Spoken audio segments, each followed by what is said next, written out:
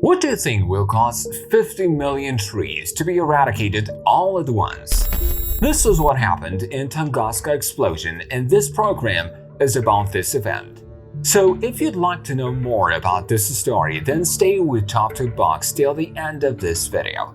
Like always, I ask you to like this video if you enjoyed it, and do not lose the next videos by subscribing and turning on the bell if you like these kinds of videos.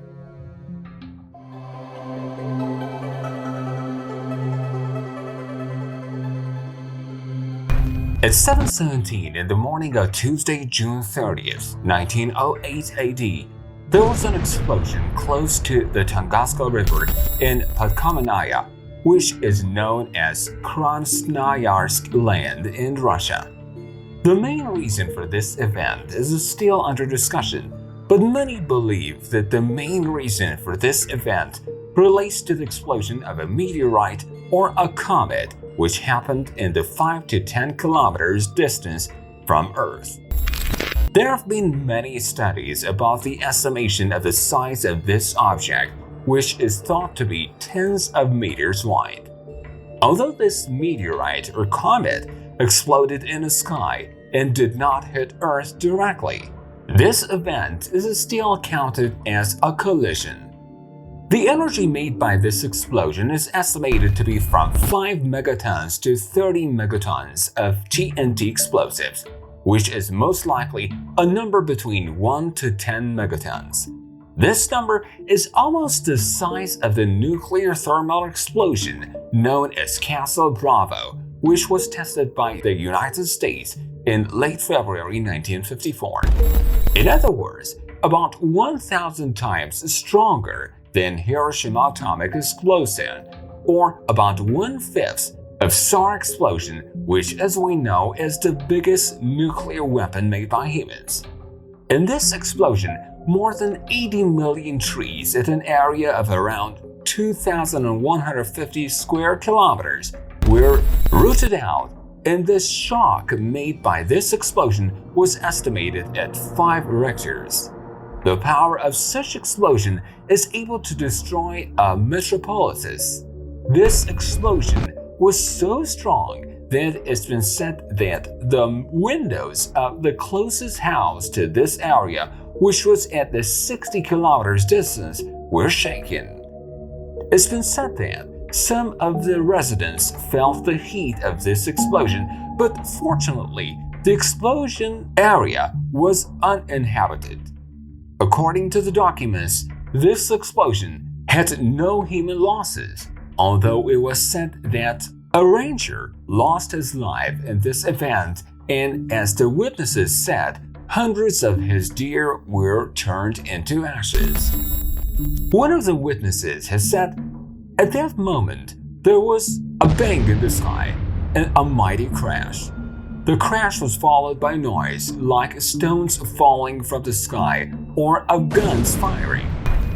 The Tunguska event caused severe earthquakes, where these earthquakes were recorded even in remote places like Britain. As 100 years from that historic event passes, scientists do not know yet what happened in that area.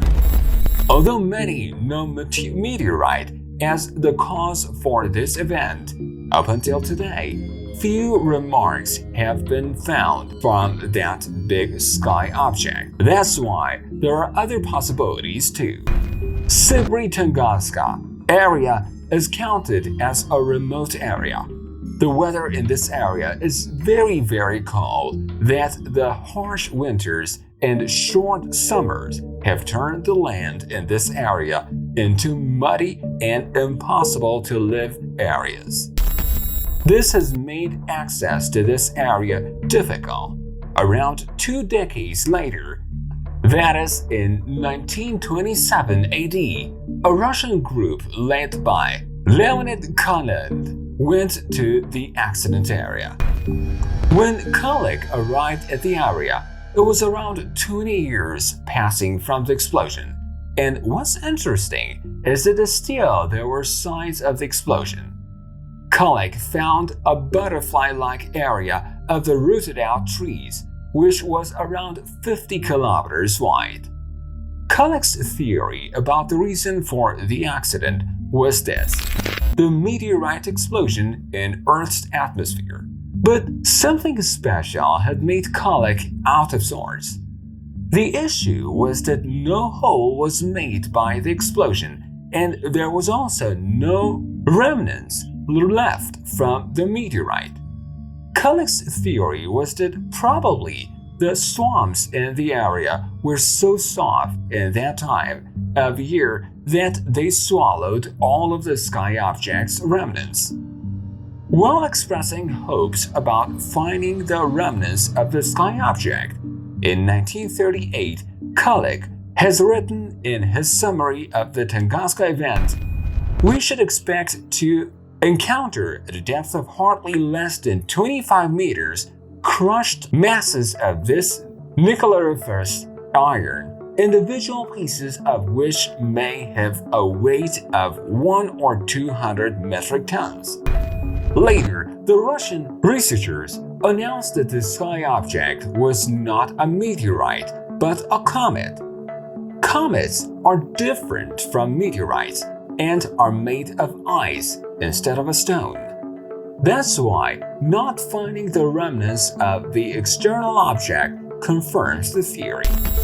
It appears that the ice started evaporating after entering the atmosphere and was completely destroyed after hitting the Earth.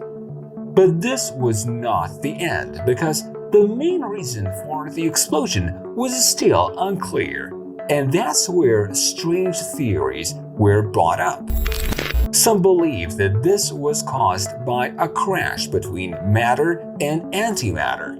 Based on this theory, the pieces are destroyed and release high energy. The other theory is that there was a nuclear explosion.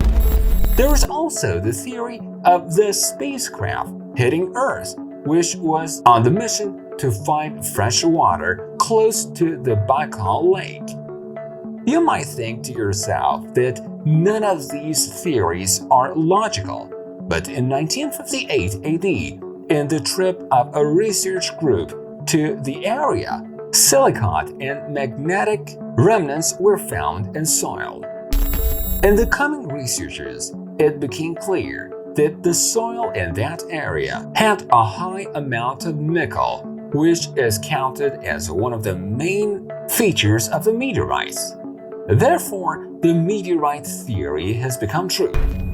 The reporter of 1963 of the Tunguska event, Floresky, was eager to skip other strange theories.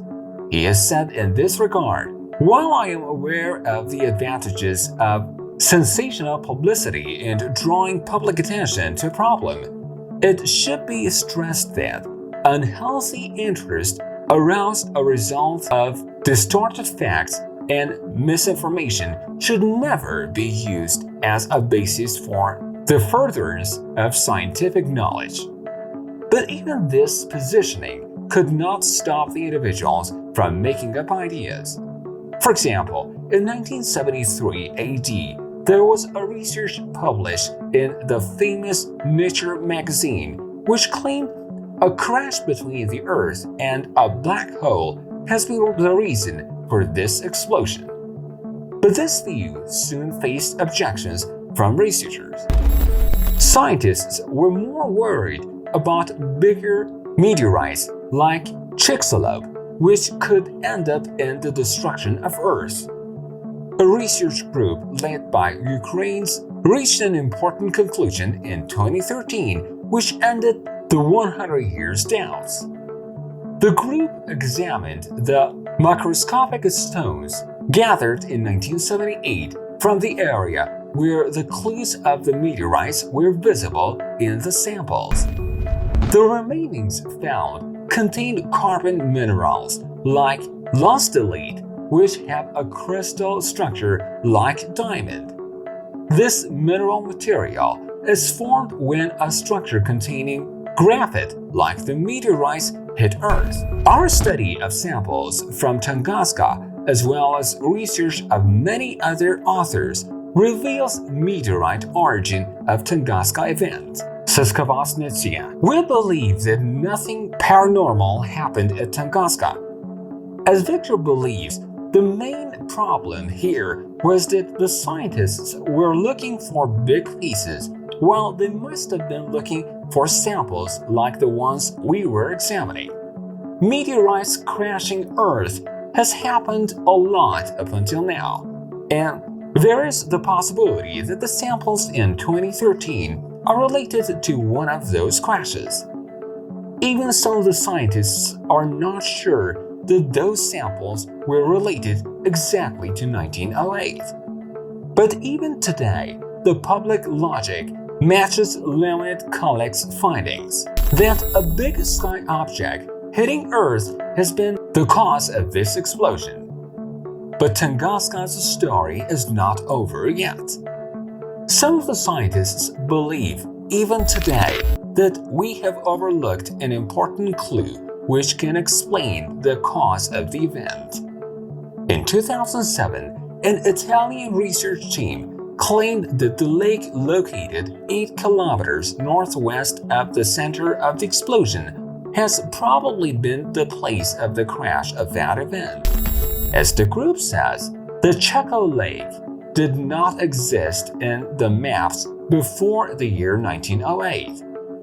Luca Gasparini, the researcher of Italy's Bologna University, traveled to the Chaco Lake in the 1980. He says, "Now we are sure it was formed after the impact, not from the main Tunguska body, but of a fragment of the asteroid that was preserved by the explosion." Gasparini believes that you can find a big piece of that meteorite 10 meters under the lake bed. He says it would be very easy for Russians to get there and drill. But Collins disagrees with this idea. Collins and his colleagues published their article in 2008 disagreeing with Gasparini's theory. They wrote that the unaffected mature trees were existing approximate to the lake. Given these explanations, if a big stone has hit that area, no trees must have been left. In 2013, a small 19-meter meteorite was seen in the sky of Chelyabinsk, Russia. This issue made scientists like Collins wonder, because he had predicted a meteorite that size would not cause any problems. What's challenging is that this process of the asteroid disrupting in the atmosphere, decelerating, evaporating, and transferring its energy to the air is a very complicated process. We would like to understand it more to better predict consequences of these events in future. It was predicted before that meteorites the size of Russia's Chelyabinsk happened every 100 years, and events like Tunguska every 1,000 years. These statistics have been rising. It's been said that today meteorites the size of Russia's Chelyabinsk happened 10 times more, and also events like Tunguska happen every 100 to 200 years in Earth's atmosphere. Victor says, "Unfortunately, we have no solutions against the similar events and will not have. If an event like Tunguska happens over a populated city, thousands or even probably millions of people will lose their lives. We might never know for sure the cause of Tunguska's event was a meteorite or a comet. What do you think can be the main cause? Remember to share your view with me like always, and send me your beautiful like if you have enjoyed the video up until here.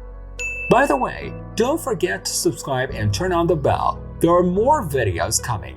Again, we wish you, our dear friend, health and happiness. See you till another show from Top to Box.